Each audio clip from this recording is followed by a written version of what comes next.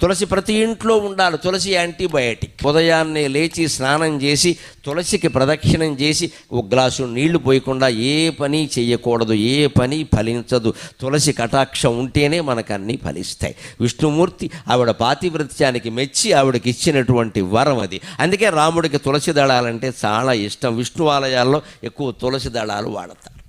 విష్ణుమూర్తికి అలంకారాలు బాగా ఇష్టం. అందుకని మల్లె పూలదండ, చామంతి పూలదండ, బంతి పూలదండ, గులాబీ పూలదండ, నీ ఇష్టం వచ్చిన పూలదండలన్నీ పట్టుకొచ్చి విగ్రహం మీద బారేస్తే వచ్చే ఇబ్బంది ఏమిటో తెలుసా? విగ్రహంలో పురుగులు చేరతాయి. విగ్రహంలో పురుగులు చేరతాయి. పువ్వుల్లో పురుగులు ఉంటాయి కదా, విగ్రహంలో పురుగులు చేరతాయి. ఆ చేరినటువంటి పురుగులు విగ్రహానికి హాని చేస్తే అక్కడే చనిపోతాయి, అక్కడే కుళ్ళిపోతాయి, రకరకాలుగా అవుతాయి. ఆ విగ్రహానికి పట్టిన మురికి మొత్తం పోవాలి అంటే విష్ణుమూర్తి ఆలయాల్లో తులసిమాల తప్పకుండా వెయ్యాలి. అది శాస్త్రీయమైన ఆచారం. హిందూ దేవాలయాల్లో పాటించే ప్రతి ఆచారం శాస్త్రీయం.